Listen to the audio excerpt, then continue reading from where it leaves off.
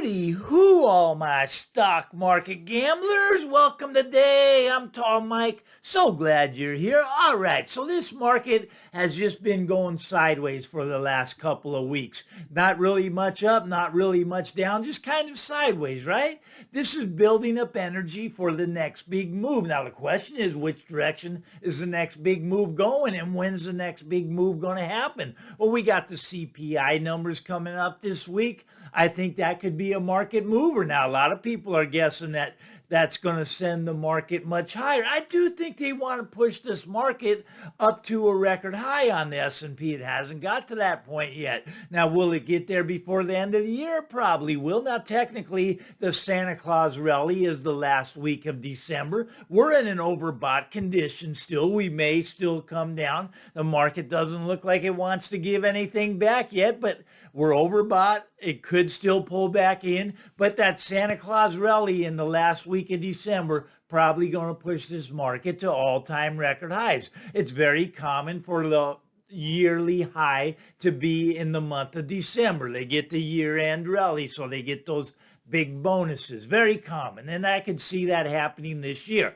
Now, can I see a pullback first? I can, but we're running out of month, right? December is starting to fade away already. We're almost into 2024. Speaking of 2024, let's get over to the real estate market and see what I think is going to happen in 2024. All right. Now, I agree that these are the good times. These are the good times. A lot of people disagree with that. A lot of people say we're in a recession. Some people say we're headed to a depression. That may all be true, but nothing really bad has happened yet. Nothing has broken per se in the financial system. Now, this is going to be a systematic collapse when it happens. Okay, and the damage is already done. I agree with that, right? Because the damage is done when you raise rates from 0.25% all the way up to 5.5, right? Okay, that's like the largest rate increase in the shortest amount of time in the history of the U.S. Okay, so the damage has been done. Now, there's this lag effect that takes time for the damage to play out. And the damage is going to play out. It's going to play out while the commercial real estate market, we're already seeing it, right? Okay, let's say now, for example, apartment buildings. Okay, so apartment buildings, people don't think of those as commercial real estate. Those are commercial real estate, and those loans are in trouble. Why are those loans in trouble? Well, because the value of apartment buildings have gone down, right? Let's say you have a 50-unit apartment building, and because the rates went up, the person that buys an apartment building, they're not buying it to live in it. They're buying it for an investment, right? And as the rates went up, they can sit on their butt and get 5.5% now. Now, if they buy that apartment building, they may not get 5.5%, so they keep their money out of that. And there's not enough money flowing into the apartment buildings, and therefore the value of these buildings are going down, right? And here's what's happening. You see, there's a lot of vacancies now. Vacancies are starting to go up because people can't afford to pay their rent. They're moving in together, moving back home with their parents, or moving out. So these vacancies are at these high rent apartment buildings. The rents are starting to come down. Now, what does this do? It keeps the investor on the sideline. The investor doesn't want to buy something when the rents are coming down, when he can just put his money into a money market fund and get 5.5%. So these apartment buildings, the rents are coming down. Now, these are not 30-year loans. Commercial property, typically 5 to 7 years, sometimes 3 years, but they refinance it. They need to get new loans. But when you have vacancies and when you have the value of the collateral being the property, when that's going down, they can't refinance these. They can't get their money to refinance it. The bank won't give it to them. So here's what they do. They give the keys back to the bank, and now the bank owns them, and they dump them. They have fire sales, and this is happening with office buildings, happening with apartment buildings, happening with commercial shopping centers, happening with a lot of commercial paper. There's about 1.7 trillion that's coming due, and it's going to be a problem. It's going to be a problem. This could bring the whole system down. Now, it's interesting. You see, there's a lot of things, a lot of black swans that are flying around up here, right? A lot of black black swans are flying around. None of them have landed yet, right? We're still in the good times, but there's going to be something that lands. Now, another black swan that's flying around up here is the corporate debt, right? The corporate debt. Now, let's talk about the zombie companies. Zombie companies can't afford interest on their debt, so they need to borrow money. Now, they've been borrowing at 1, 2, 3%, but now as rates are up, they have to borrow 6, 7, 8, 9% up here, and it doesn't make sense. They go out of business, so you're going to get a lot of bankruptcies, a lot of corporations going out of business. But there's $1.8 trillion in corporate debt that has to roll over, and this is going to be a problem. This is going to be a black swan event. Now, a lot of people think that, the housing market, it's not going to go down, right? Everybody's locked in at 2.8%. Well, let's think about this now. Okay, they're offering loans right now to buy a house with 1% down, right? 1% down. Okay, you go out there, you buy your house with 1% down. All right, you're already 7% underwater. If you want to get out, it takes about 8% to get out. So you got your 1% down and you're now 7% underwater. And as this starts to go down, well, those loans will go back to the bank. Now, here's a typical loan. Okay, here's an interesting loan. They just started doing these. And this might be an opportunity for some of you. Now, anyways, Fannie Mae, they started giving loans on fourplexes. Fourplex, all right. Duplexes also. 2, 3, or 4 units, right? Okay. Anyways, just 5% down, 5% down. Okay. Now, who's going to be responsible when these people default? Well, it's me and you, the taxpayer, Fannie Mae. We're going to be the ones bailing them out. But okay, but if I were a shopper right now, I mean, some of these are coming down in price a lot harder than houses are coming down. Once again, they're coming down because they're just for investment. The investor looks at getting 5% over here or putting it into the fourplex. Well, I'm going to get my 5% over here because the fourplex is only going to yield me 3% on my money. So they keep their money out. So the price of these fourplexes have started to come down. Now, the Fannie Mae gives you a loan at 5%. It's not quite time yet. I think they got farther to fall, but it is an interesting loan program. Now, here's the catch. Here's the catch. You have to live in one of the units. Now, I don't know. In the old days, you get a lower rate. You said it was owner occupied, and that just was a little check on the form. You check owner occupied, and then you just go, oh, I changed my mind. I don't want to live there, and I'd rent it out, right? But now I guess they check you a little more closely. But hey, maybe you move in for a month and you change your mind, and then you move out and you qualify for the loan, just 5% down, Fannie Mae. Now they're doing this probably to keep the market up. They don't want this market to fall. They'll do anything to keep it up, anything to kick the can down the road. It's the biggest real estate bubble in the history of the world, but they want to keep it propped up, especially through 2024, right? Election year, they want to keep the prices up. They want to try to kick the can down the road. I don't think they're going to get through 2024. I really don't. You got a tsunami of foreclosures coming on the market from the forbearance people, right? The forbearance, it's over now, November 30th. All the forbearance moratorium ended, so they got to start paying their mortgage again. And they've already added another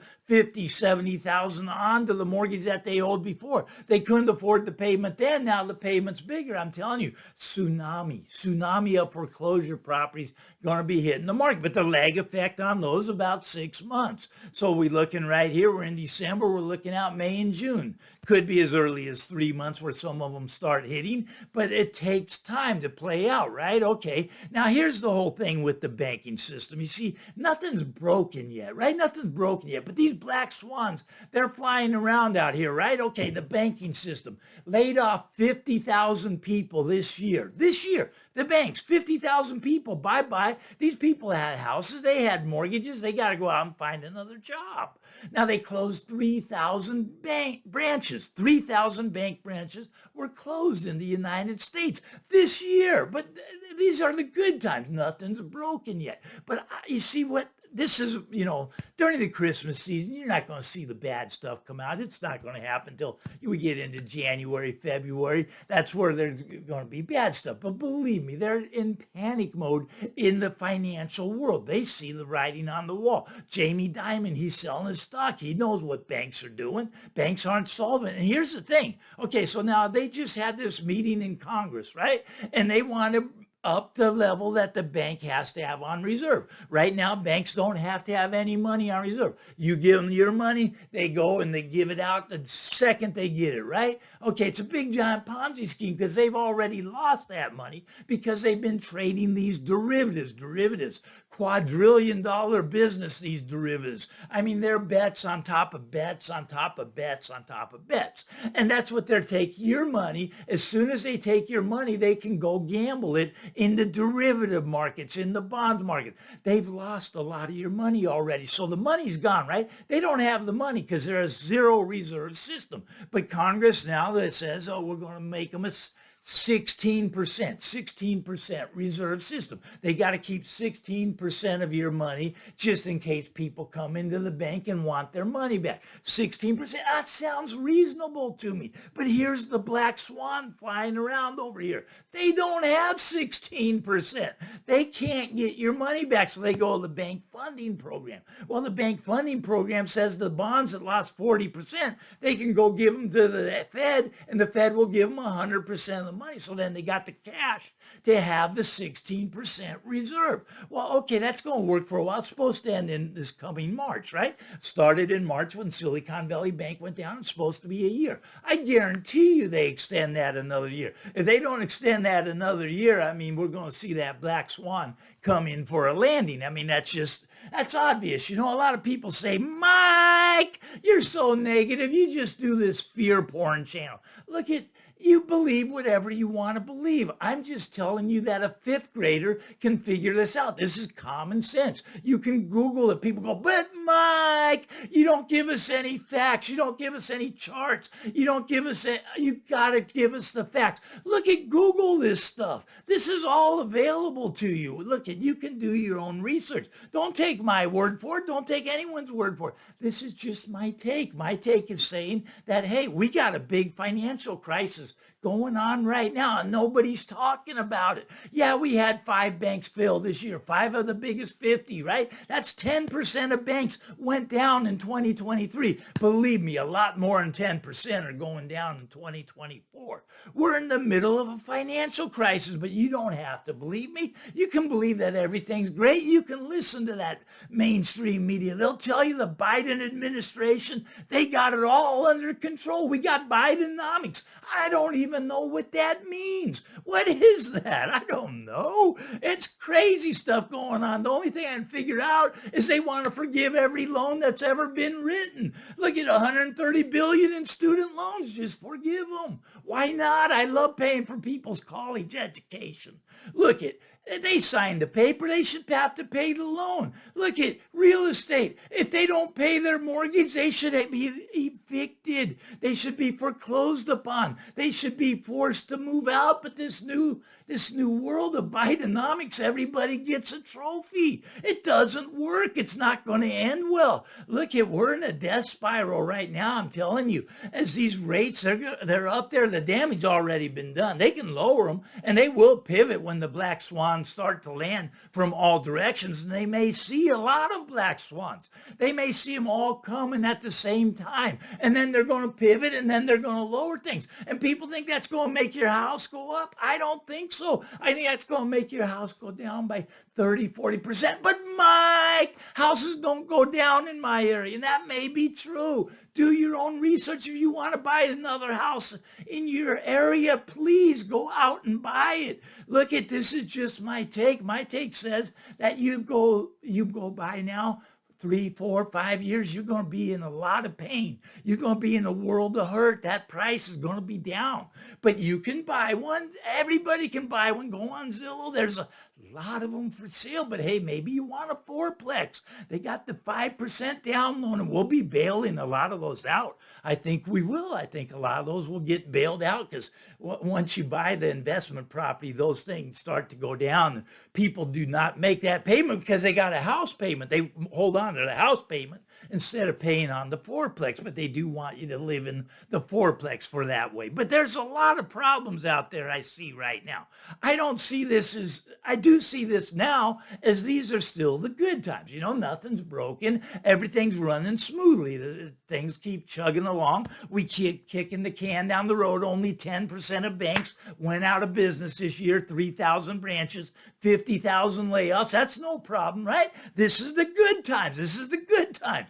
Look at 2024. It's going to get worse. It's not going to get better. Now, a lot of people are telling you, look, Mike, the stock market's going to double. Look, Mike, the houses are going to double. My area, we're booming. Business is great. Everybody's making money. Okay, that's great. You live in a different area than me. I'm just telling you what I see. Now, what I see also is the M2 money supply starting to come down. Now, what does that mean? How can the money supply be coming down when we're printing money? Right now, we're going $1 trillion a quarter more in debt, right? So that's $4 trillion a year. A fifth grader can tell you that's not sustainable. But the M2 money supply is coming down. Why does the M2 money supply come down? It means that the banks, which create the money by making loans, there aren't any loans being made. There's a credit crunch coming. This is very suspicious to me. This is just what I'm seeing. It may not be anything. Might not be a black swan in your area. It might be a Goldilocks scenario. In my area, this is something to worry about. This keeps me up at night. I think about this stuff. I'm obsessed with it. I love studying it. Look, it's going to go down in the history books, the time we're living in right now. I mean, we got modern monetary theory. We got all this new economic stuff, Bidenomics. I mean, all this stuff's going to be in the history books. I'm telling you, I don't think they're going to write favorably about it. That's just my take. I'm Tall Mike. If you like this stuff, give me a thumbs up. Why not punch the subscribe button so I can talk to you later on in the week? Bye-bye now.